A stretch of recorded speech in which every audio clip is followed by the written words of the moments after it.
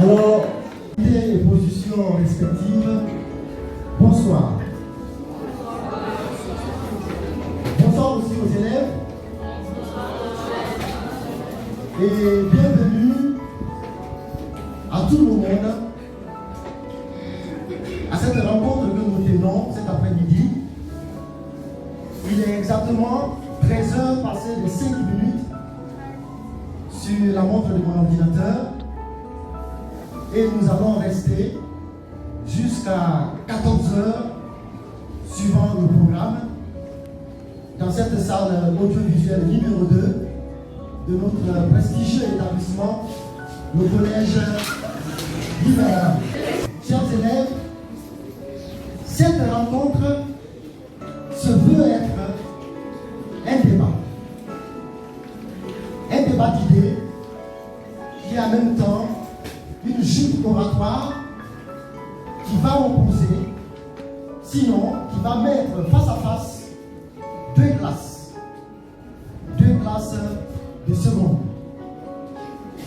Les secondes sont des élèves qui ont passé leur BPC, brevet d'études du premier cycle, et qui commencent le second cycle.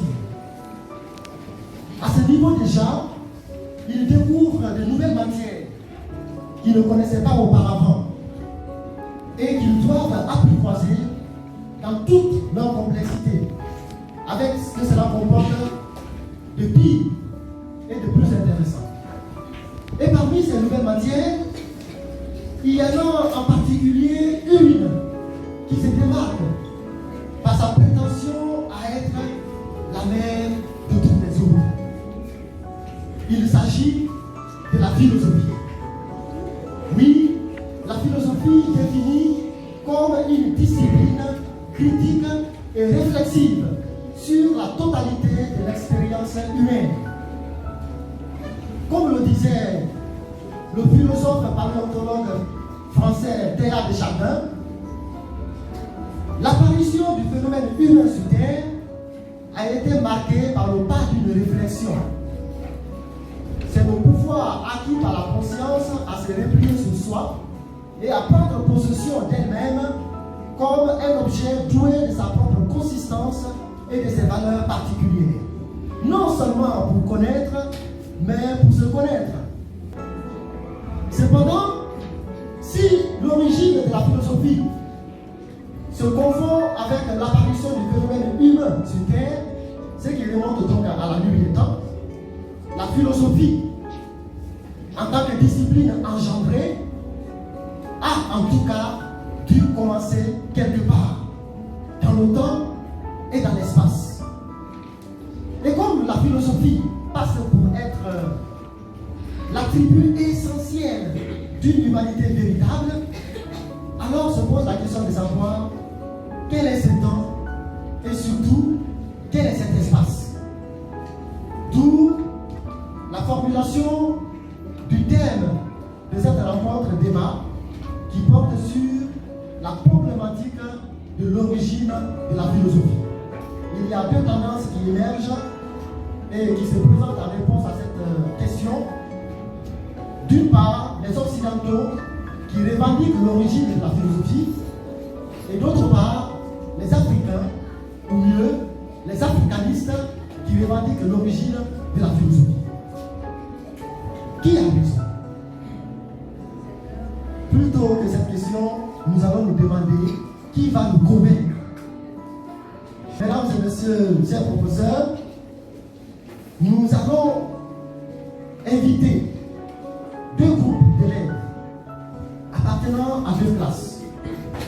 La seconde A1 à ma gauche et la seconde C1 à ma droite, qui sont représentés par 4 candidats de part et d'autre qui vont essayer de défendre la thèse de leur groupe. La seconde A1 va défendre la thèse occidentaliste de l'origine de la philosophie. Et la seconde C1 va défendre la thèse africaniste de l'origine de la philosophie. Et nous allons vous présenter quelques présentations protocolaires. Les représentants de la classe, la seconde A1, il y a Ngumu Lena. Elle peut se mettre debout sur vos patients.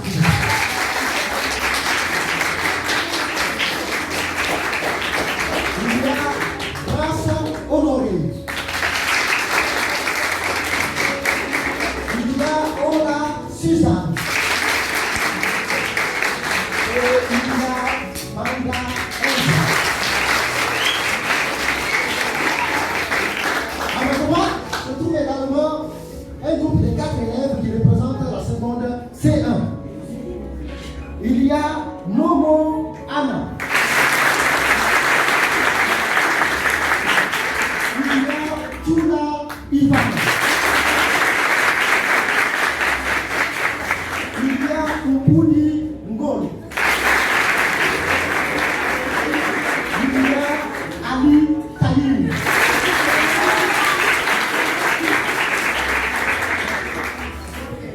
Ainsi se présente la constitution des deux groupes.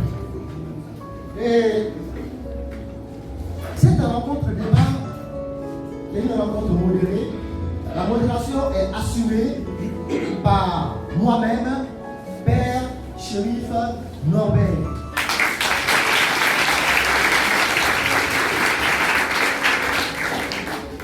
Et il y a un jury qui va évaluer la prestation, les différentes prestations. L'art oratoire, la force des idées et des arguments, la présentation devant le public. Et ce jury est constitué par deux éminents professeurs de notre collège. J'ai nommé Madame Ngoka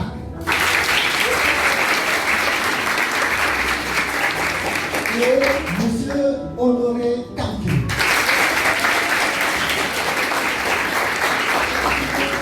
Nous disons par la même occasion merci aux professeurs titulaires.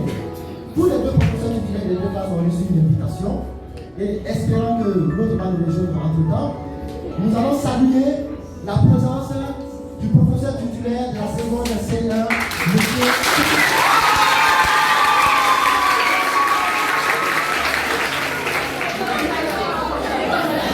Sans plus tarder, chers professeurs, chers élèves, nous allons passer la parole aux candidats.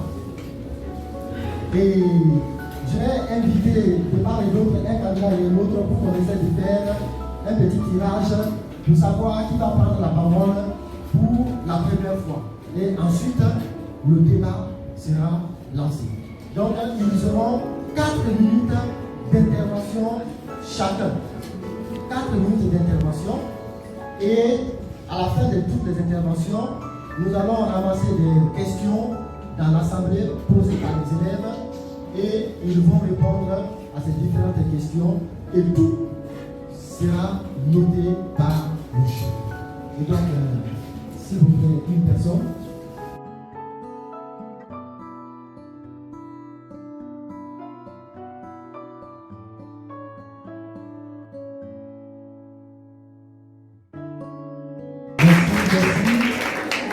S'il vous plaît, vous avez la parole.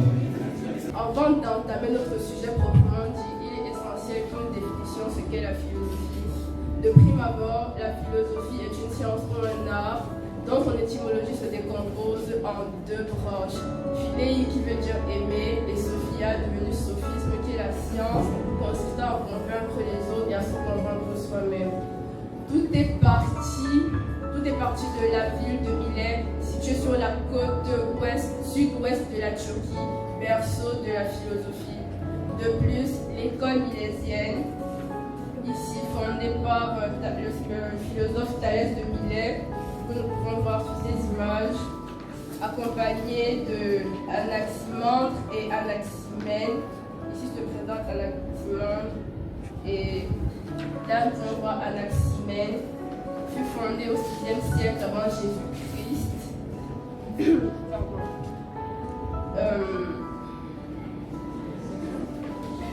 Sont considérées comme des bonnes volontés volonté, s'étant consacré à la propagation de cette science à travers le monde.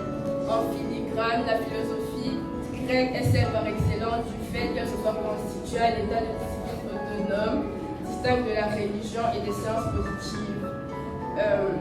La philosophie grecque a donc été portée à son plus haut point d'achèvement, d'où son origine occidentale. Merci.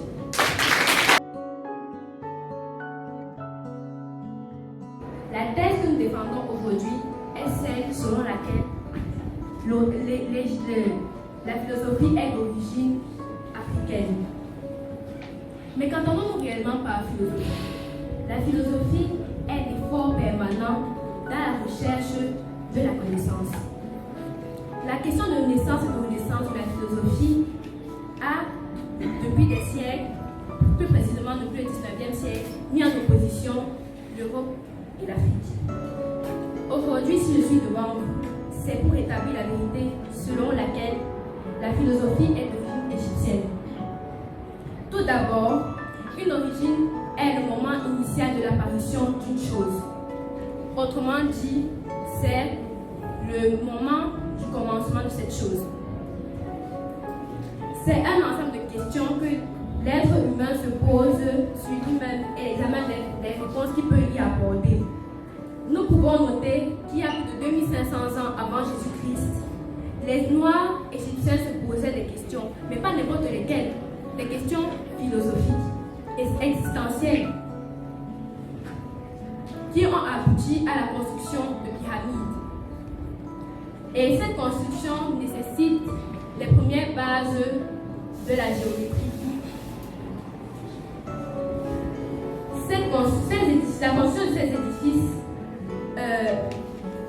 permet de se dire que avant, les Égyptiens croyaient, ils avaient des croyances religieuses.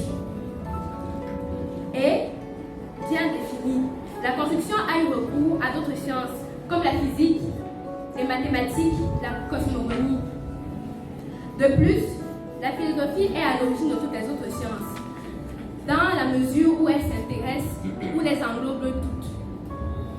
De plus, il y a la présence de philosophes comme Tao Te, qui ont marqué le monde entier de leur empreinte. En effet, le sage Tao Te, au bout de 110 ans de vie, s'est décidé à coucher sur le papier ses enseignements, comme les célèbres maximes, considérés comme le premier livre du monde, mais aussi comme une très grande œuvre philosophique. Ceux-ci étaient censés illuminer la vie de l'homme afin qu'il puisse respecter la règle de Maat et participer au maintien de l'équilibre du cosmos. En bref, les Égyptiens pratiquaient la philosophie depuis longtemps, mais ne lui ont pas donné le nom qu'elle porte aujourd'hui, c'est-à-dire le nom philosophie.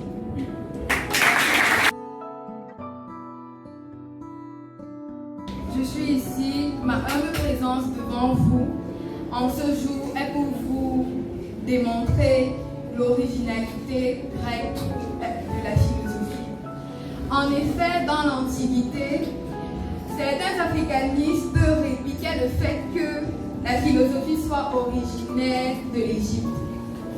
Par contre, nous avons découvert que les mathématiques égyptiennes manquaient d'un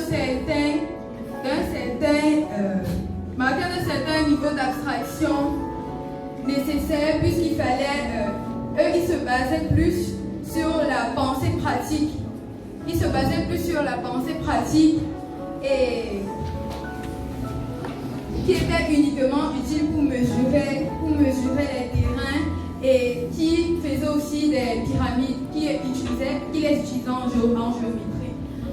Par contre, nous savons très bien que la philosophie est le questionnement de la pensée sur l'homme et sur la vie en général, pour aboutir, dans le souci d'aboutir à des réponses fixes.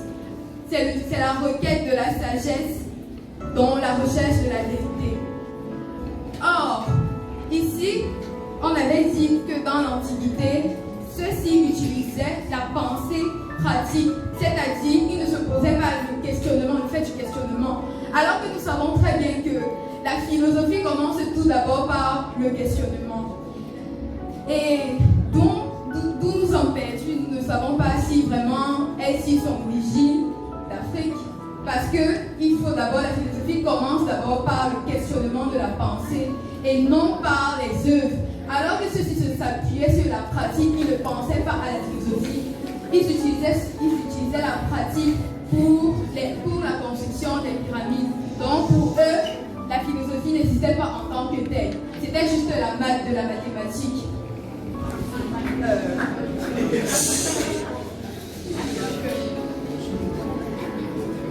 Par ailleurs, les Égyptiens affirment aussi que les Grecs seraient venus en Égypte pour se ressourcer et notamment apprendre la philosophie.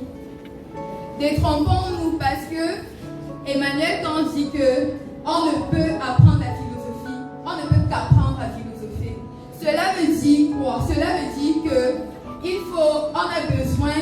on a besoin d'un certain état d'esprit pour faire la philosophie.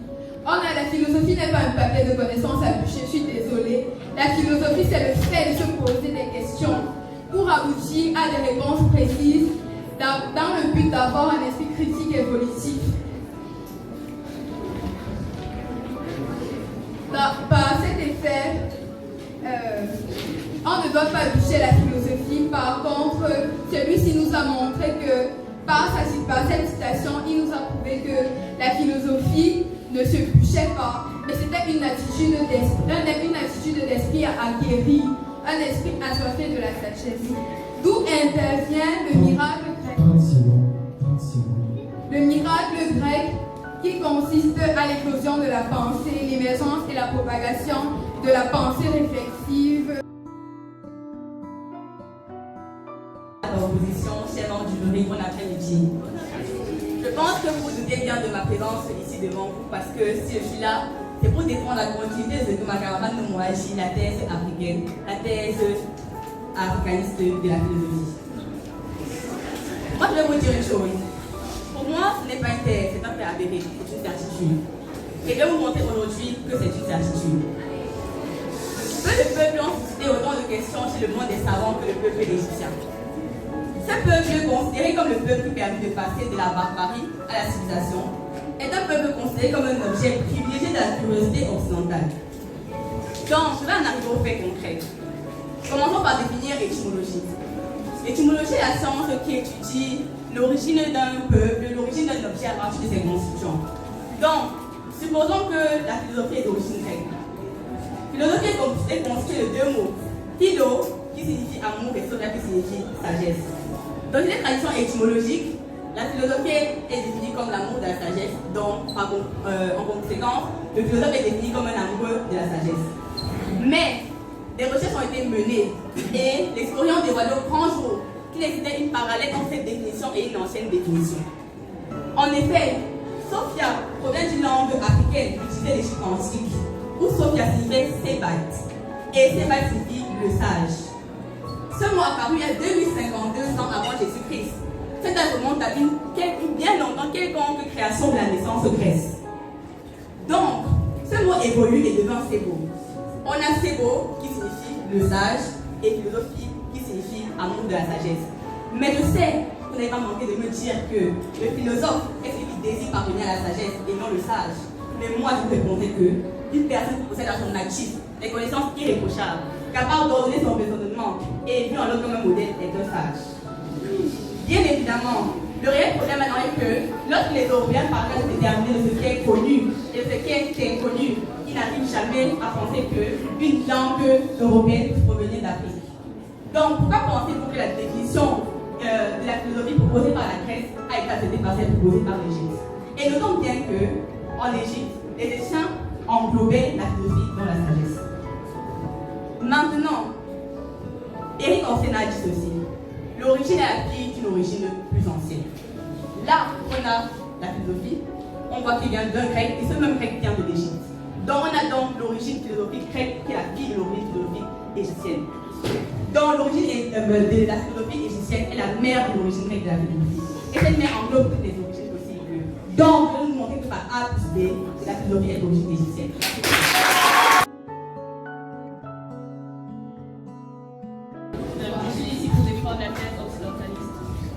Je ne suis pas d'accord avec ce que tu viens de dire, parce que clairement tu es en train de propager de l'ignorance dans la salle. Pourquoi? Parce que la philosophie tire son origine de la Grèce antique. En Grèce antique, il y avait des premiers penseurs appelés des présocratiques. C'est grâce à ces présocratiques-là, grâce à leur remise en question, leur esprit critique, c'est grâce à ça qu'on a pu planter les racines de ce qu'on appelle aujourd'hui la philosophie. Mais en réalité, la philosophie a vu le jour grâce au philosophe grec appelé Socrate. Socrate fut le premier philosophe à avoir donné un sens à la philosophie. Comment Socrate il interrogeait ses semblables sur leur joie, leur peine, bref, leur quotidien. Ce qui manifestait en lui cette recherche incessante de la vérité et de la sagesse. Et ainsi, suivi de près par ses successeurs, Platon et Aristote. Platon et Aristote se sont chargés de vulgariser la matière. Pourquoi? Et grâce à eux, des sages ont pu cultiver cette démarche-là en quête de la vérité, de la sagesse et du bonheur moral. Et il y a aussi des philosophes allemands tels que Heidegger, Nietzsche, Hegel, qui affirment que la philosophie est un apanage européen, plus précisément grec. Et en plus de cela, il y a le philosophe Diogène Laërce qui dit en attribuant au peuple étranger les invasions des Grecs, ces auteurs pêchent par ignorance. Clairement. Parce que la Grèce n'a pas seulement donné naissance à la philosophie. La Grèce n'a pas seulement donné naissance à la philosophie. Ils ont aussi donné naissance à la culture humaine tout entière. Comment? Ici, Diogène est l'un des penseurs grecs. Il le dit pourquoi? Parce qu'il a vécu, il a participé au fondement de la philosophie. Il n'était pas seulement un avocat de la philosophie, mais il fustigeait aussi ceux-là qui dérobent la vérité. Parce que dire que la philosophie est grecque, c'est une vérité. Là, démentir, ce serait mentir et ce serait de la philosophie, je suis désolée. Par conséquent, il est nécessaire de remettre à César ce qui appartient à César. La philosophie ne connaît qu'une seule origine, c'est l'origine grecque. Le camarade vient essayer de dire que la philosophie est grecque. Moi, je ne suis pas jamaïcaine, je défends la thèse selon laquelle elle est égyptienne à la base. Dire que la philosophie est grecque, en fait, c'est dire qu'elle est née du miracle grec. Et en effet, le miracle grec n'est pas tout à fait ce qu'il semblait être. On va le découvrir aussi de façon très claire. Donc, la philosophie est un raisonnement rationnel. Et attribuer à la philosophie comme origine, le miracle grec ne lui donne pas tous ses fondements. Pourquoi? Parce que le miracle grec est en effet un thème inventé en 1883 par le Ernest Renan, désignant donc les extraordinaires avancées intellectuelles, culturelles, sociétaires survenues en Grèce antique dans les environs du 5e siècle avant Jésus-Christ. Ce qui ramène donc la naissance de la philosophie à l'an moins 500.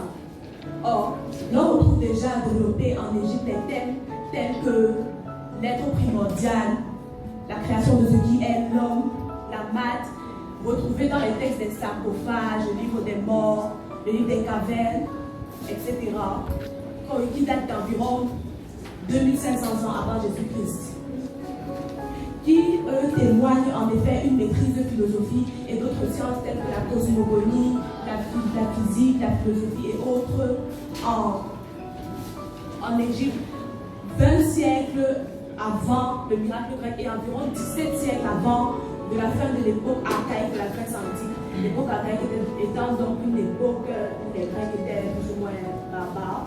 Et le premier philosophe grec serait donc Thalès de Milet. Et dans son œuvre Hérodote, dans son œuvre d'histoire, Hérodote affirme c'est en Égypte que Thalès de Milet, Anaximandre et Anaximène étudiaient. Ils apprenaient donc une science dont ils affirment être les créateurs. Ce qui est complètement absurde. En vérité, les philosophes grecs sont des élèves de l'Égypte antique qui se sont appropriés, c'est-à-dire ont emprunté dans un but de domination le savoir, le patrimoine culturel et intellectuel des Grecs, des Égyptiens. Et donc, utilisant donc le miracle grec pour englober le tout. Le miracle grec n'étant donc rien d'autre qu'une invention des philosophes grecs dans le but de s'approprier la totalité d'un savoir qui n'est pas le leur, ne peut être origine d'une science aussi noble soit-elle qu'est la philosophie. N'étant donc pas né du miracle grec, lui-même mis en rapport aux connaissances égyptiennes. La philosophie ne peut être que l'œuvre des Égyptiens d'Afrique, ou des gros Africains d'Égypte antique.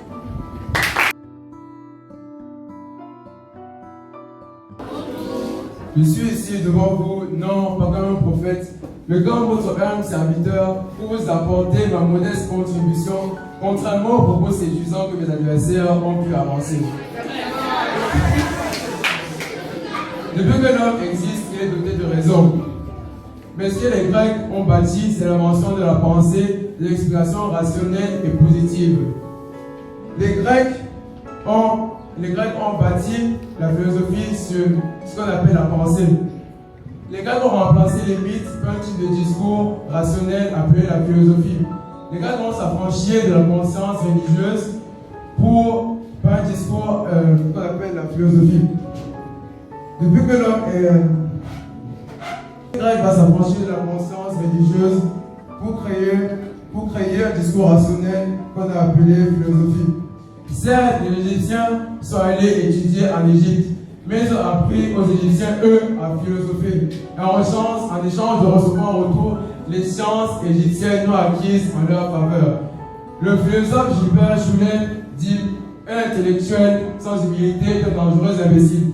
La preuve est que les Grecs étaient des philosophes humbles qui sont tournés vers l'Égypte et ils ont accepté de se soumettre à leur rang d'esclaves misérables pour apprendre et partager leur savoir afin d'amplifier leur connaissance et synthétiser. Par la suite, retourner à la Grèce antique et faire l'âge d'or de celle-ci, ils ont reçu les faveurs et la reconnaissance dans leur apport intellectuel dans les sciences étudiées aujourd'hui. Par la suite, mal digéré par les Égyptiens le fait qu'ils n'ont pas été reconnus dans leur apport intellectuel par rapport aux sciences qu'on étudie aujourd'hui. Ils ont mis à profaner des vaines spéculations sur le fait qu'en réalité, les Grecs sont venus étudier la philosophie en Égypte et ils ont tout appris des Grecs, ils ont tout appris des Égyptiens, et qu'en réalité, les Grecs étaient leurs élèves.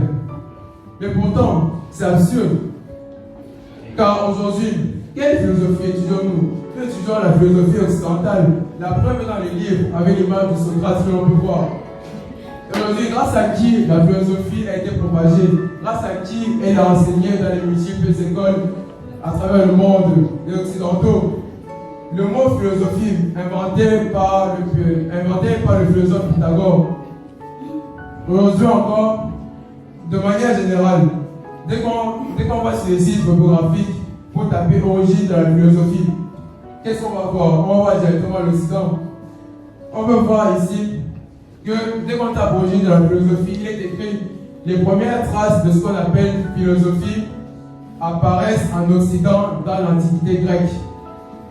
Et donc de ce fait que quelqu'un de réfléchi à travers toutes les preuves qu'on peut voir ne peut pas encore dire qu'il vient d'Égypte. Le philosophe Karl Jasper dit refusez de philosopher, c'est philosopher consciemment. On peut interpréter cette citation par le comportement des Égyptiens dans le fait qu'ils refusent d'admettre que c'est les Grecs qui ont tiré les racines de la philosophie à travers toutes les preuves qu'on peut observer aujourd'hui. En outre, dans son ouvrage Qu'est-ce que la philosophie, le philosophe Martin Heidner estime que la philosophie est essentiellement occidentale et qu'elle parle grec. De plus, il dit cela signifie que la philosophie est originellement et proprement occidentale. L'héritage grec continue de faire la fierté de l'Europe aujourd'hui et du monde en général.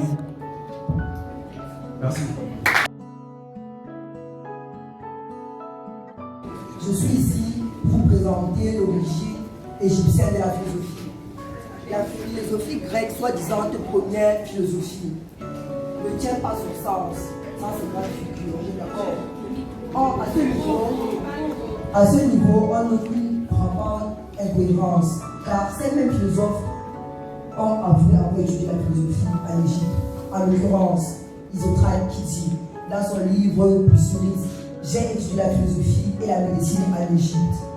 Le véritable problème, comme le dit Cheikh Anta-Diop, est le nègre ignore que ses ancêtres. Le nègre ignore que ses ancêtres qui se sont adaptés aux conditions matérielles de la vallée du Nil sont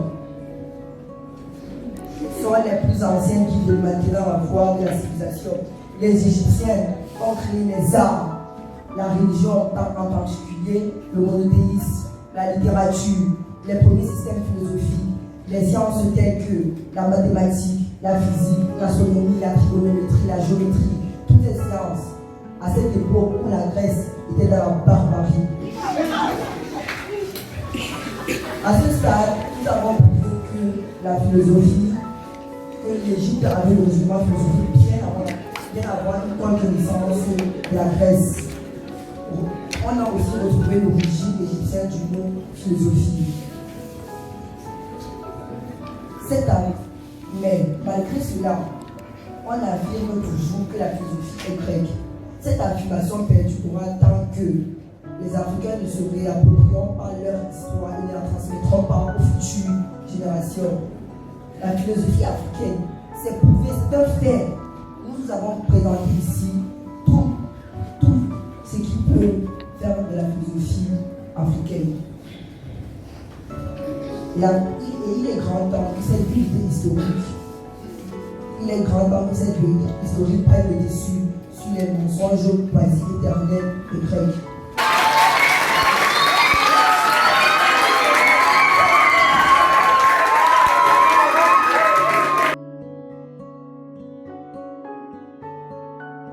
Qui t'a dit que Thalès fut le premier philosophe? Sachant qu'un miracle est un fait extraordinaire dépourvu d'explication scientifique, comment est-ce qu'un miracle est censé justifier quelque chose de rationnel? La philosophie serait du miracle grec. Mais selon Socrate, vous avez dit que la philosophie est la conscience de son ignorance. Le miracle grec étant l'explosion de la pensée, la propagation de la connaissance. Comment ça peut être ainsi alors que vous dites que la philosophie est la conscience de son ignorance?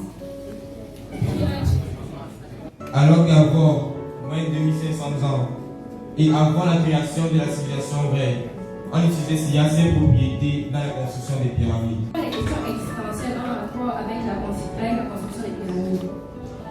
Nous sommes d'accord que la présence d'une vie après la mort est une question existentielle. Nous sommes d'accord. Et donc, les Égyptiens cherchaient donc un moyen d'enterrer leur mort, un moyen de mettre les esprits de leur pharaon quelque part, qu'ils puissent vivre dans l'au-delà, parce qu'ils croyaient à une vie après la mort. C'est donc suite à un raisonnement philosophique qu'ils sont venus à la construction des pyramides. Voilà en quoi les questions existentielles ont conduit à la construction des pyramides.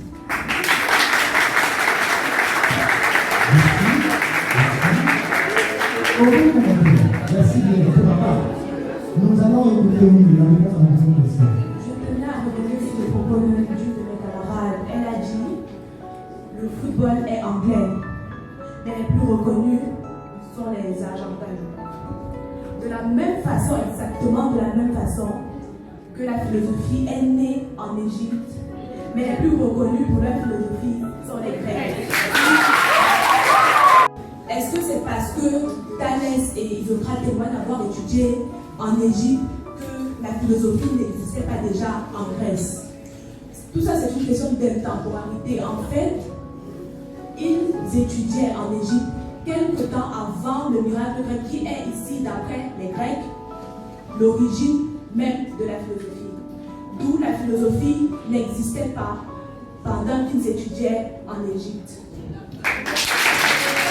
De Madiba, qui est pourquoi les Égyptiens ne parlent pas revendiquer leur création au grec. Bon, je vais te répondre en disant que Cheikh Anta Diop l'a fait. Lors du colloque du Caire en 1972, qui n'a jamais été partagé. Donc, de la même façon que Cheikh Anta Diop l'a fait, nous le reprends aussi. Merci. Ok.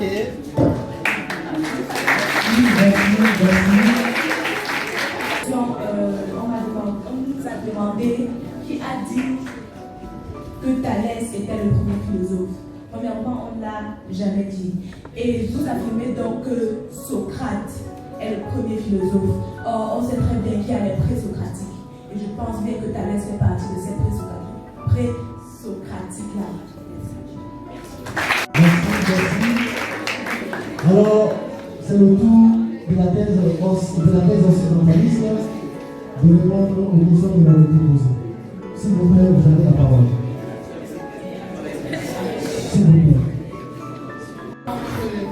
Le miracle grec et la citation de Socrate.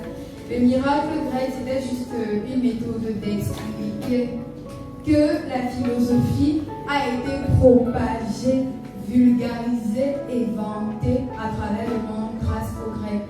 C'est pour ça qu'aujourd'hui l'univers intellectuel existe, parce que sans eux, vraiment, le monde serait rempli de primitifs, d'analphabètes, d'ignorants, d'illettrés, et le monde serait rempli de bêtes. Et concernant la citation de Socrate qui dit que la philosophie naît de la conscience de notre ignorance, en effet, personne n'est supposé tout connaître, savoir tout, en dehors de Dieu. Parce que les seuls savants, ils disent, parce que la philosophie en elle-même se définit comme la requête de la sagesse, on ne peut pas tout savoir. Et on a aussi cette citation qui dit que on ne saurait rendre compte, nul ne peut apprendre aux autres à se libérer s'il n'a pas commencé à se libérer lui-même. D'après Mariano Salas, nul ne peut apprendre aux autres à se libérer s'il n'a pas commencé à se libérer lui-même. C'est le cas de l'Égypte. Merci.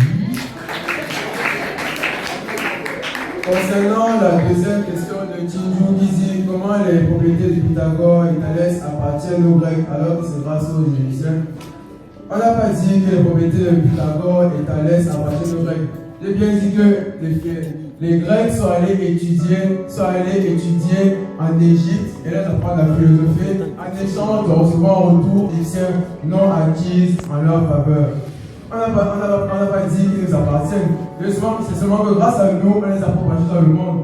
C'est seulement grâce à nous qu'ils sont enseignés aujourd'hui dans les différentes écoles.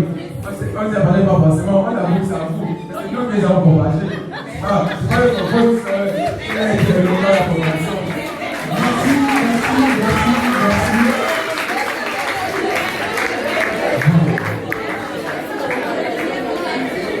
Nous sommes arrivés, disons, à la fin de notre discussion entre les deux groupes.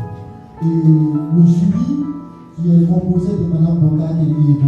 Mouré, ont noté minutieusement tous les détails de ceux qui ont été exposés.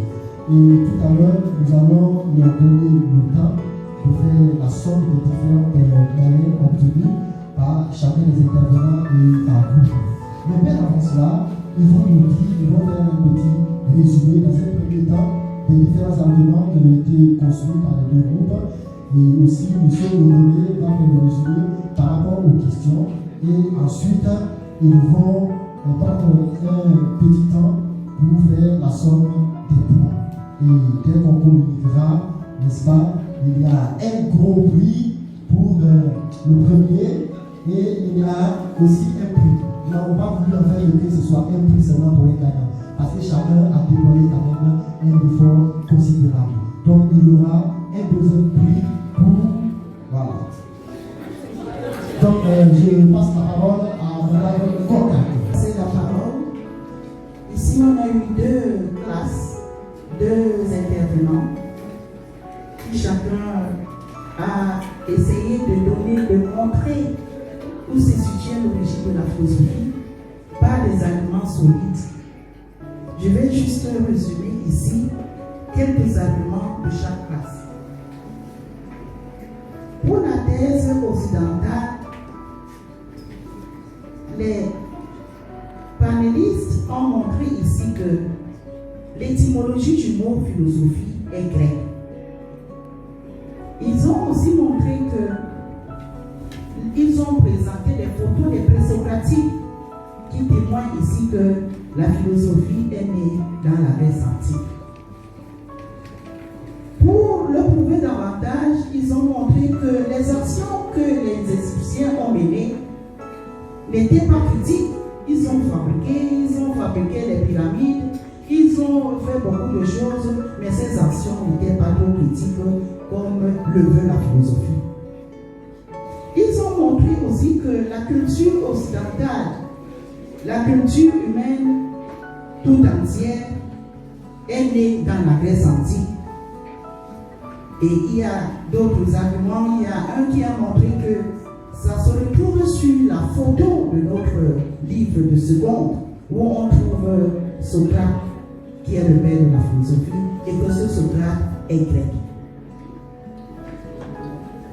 Si on revient sur la thèse africaniste avec la seconde C1,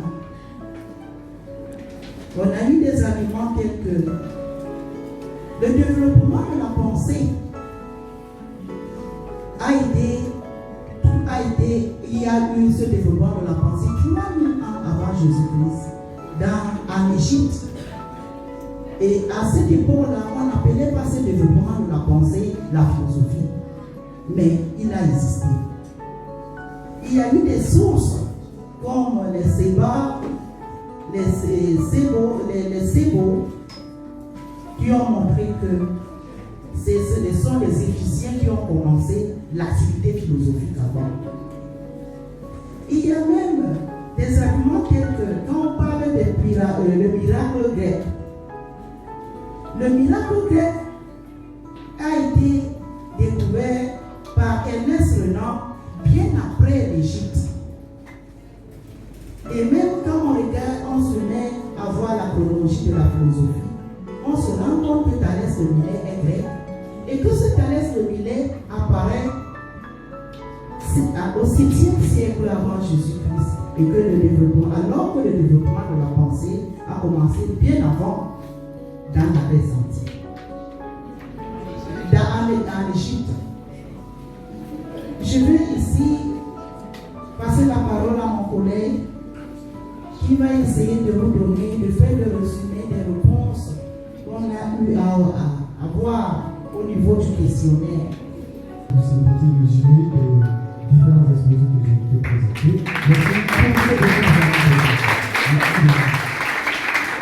Voilà, nous allons aussi suivre le résumé des questions, aux différentes questions, des réponses aux différentes questions que nous avons posées.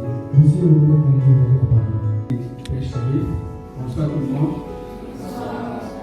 Je dois dire que même sans être en face mes élèves directs, j'ai reçu cet après-midi une application de ce que je dis souvent.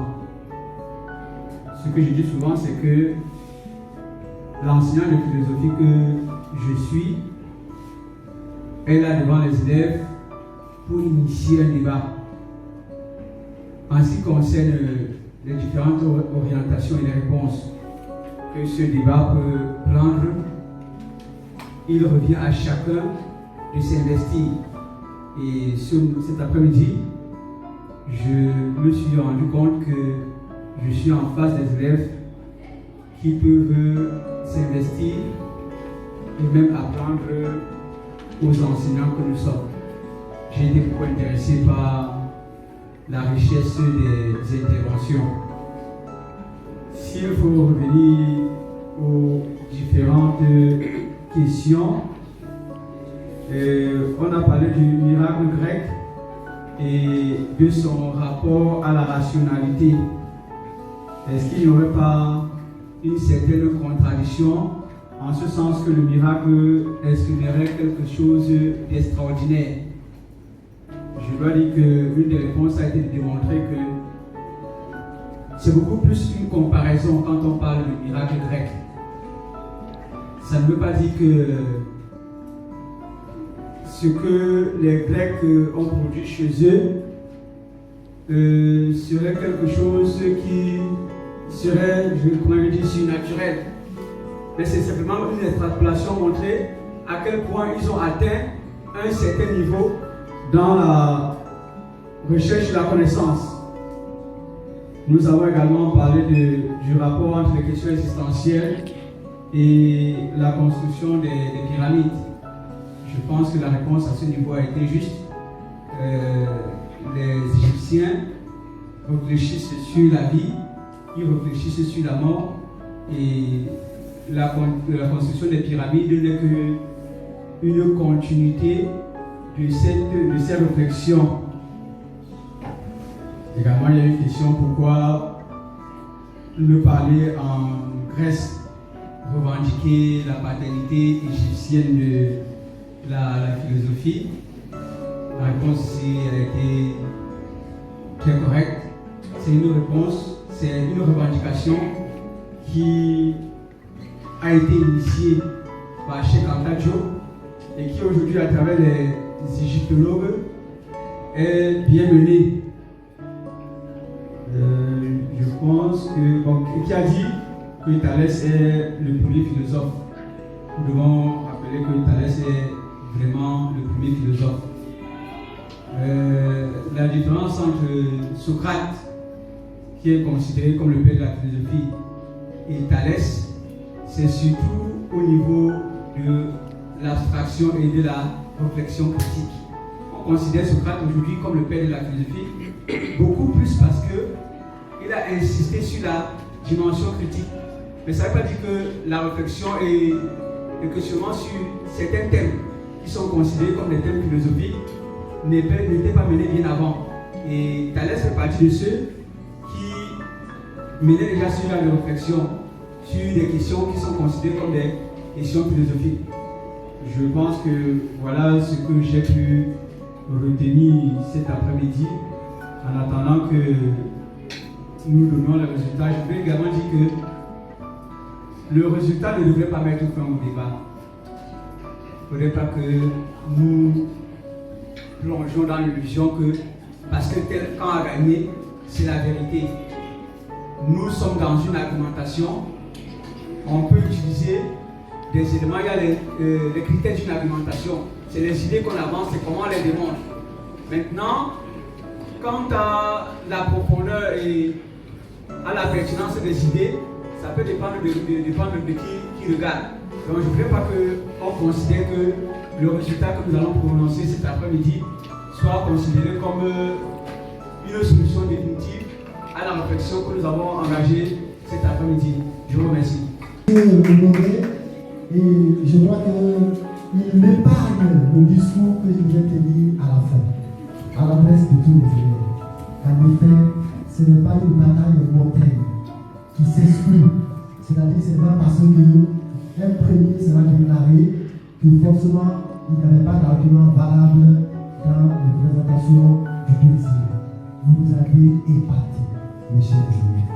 Vous nous avez épaté. Et s'il vous plaît, toute l'assemblée des professeurs, je vous prie de nos applaudissements pour tous les participants.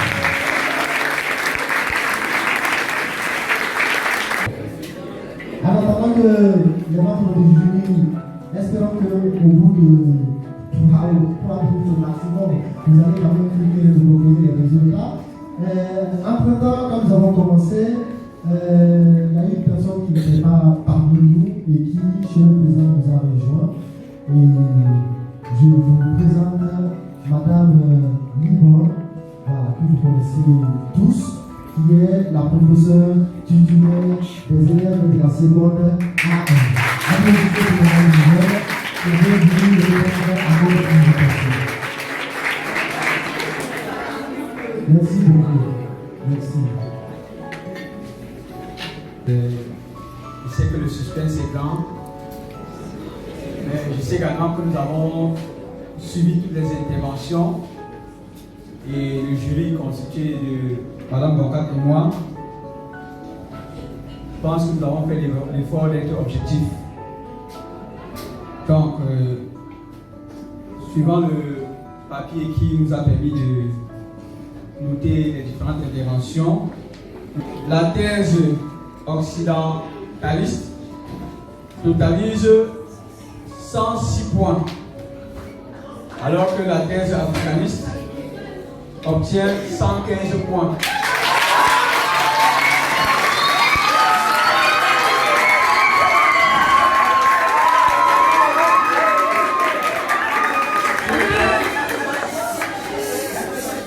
Ce qui veut donc dire que les africanistes ont su bien se défendre cet après-midi, mais comme nous l'avons initialement signalé dans notre propos précédent, nous espérons que le débat ne fait que commencer. Monsieur, Madame, les membres du jury, c'est C'est vrai que tout homme qui mange du ciel se trompe. Vous n'avez pas eu cette prétention dès le départ de donner un résultat absolument irréprochable. Mais dans la mesure de vos observations et partant également de votre propre expertise dans le domaine concerné, vous avez noté le plus justement possible les différents efforts qui ont été, n'est-ce pas, présentés sans nier aucun. Sans nier aucun. Sans nier aucun. Merci beaucoup, les membres du jury. Merci beaucoup, chers professeurs, pour votre présence, malgré votre emploi de temps. Merci, chers élèves, aussi, pour votre motivation, votre enthousiasme, votre présence.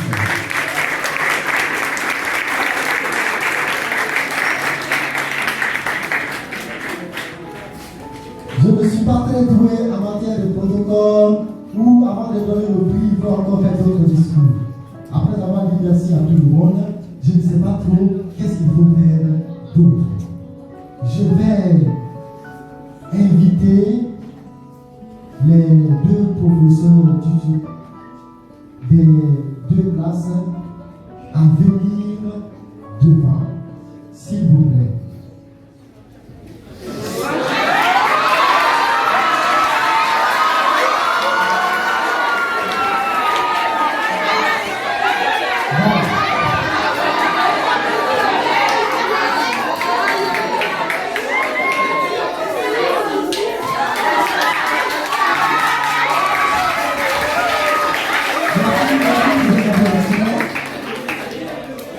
Alors, à l'issue des décomptes, le jury a déclaré le premier prix va à l'endroit des élèves de la seconde C1.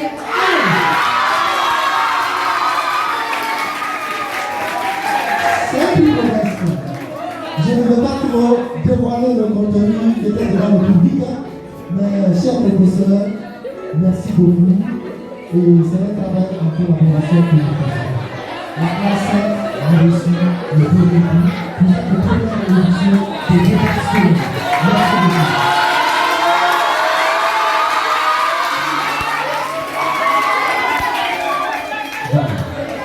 Merci. Et aussi, merci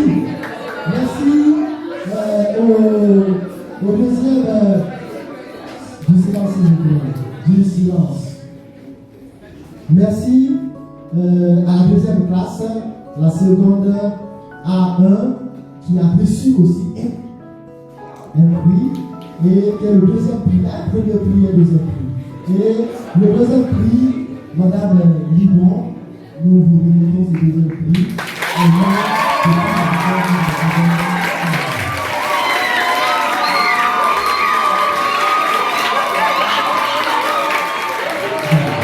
Et maintenant, s'il vous plaît, nous invitons les premiers vainqueurs à venir.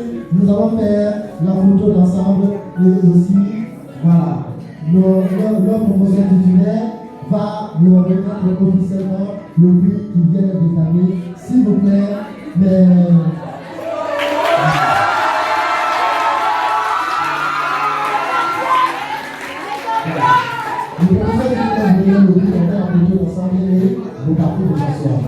Félicitations.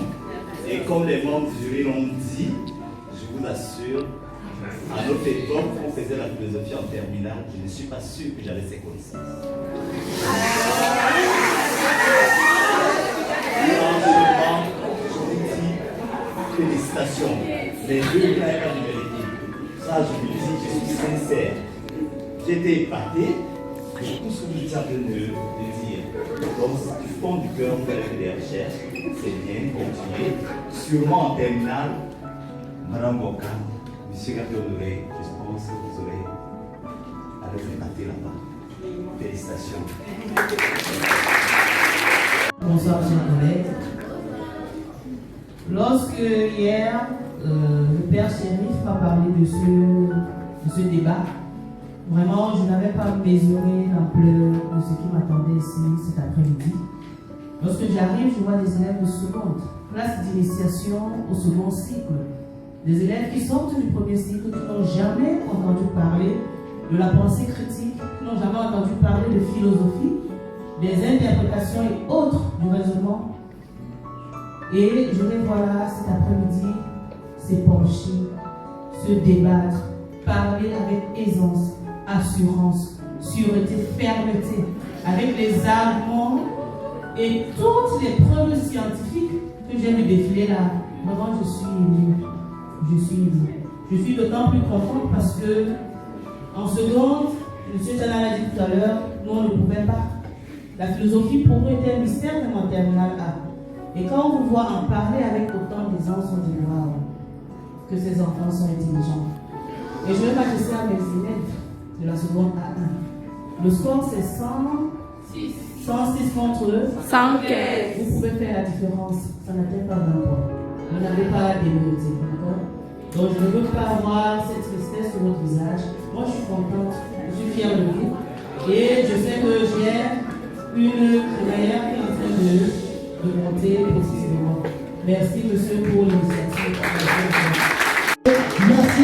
Merci. On applaudit pour tout le monde.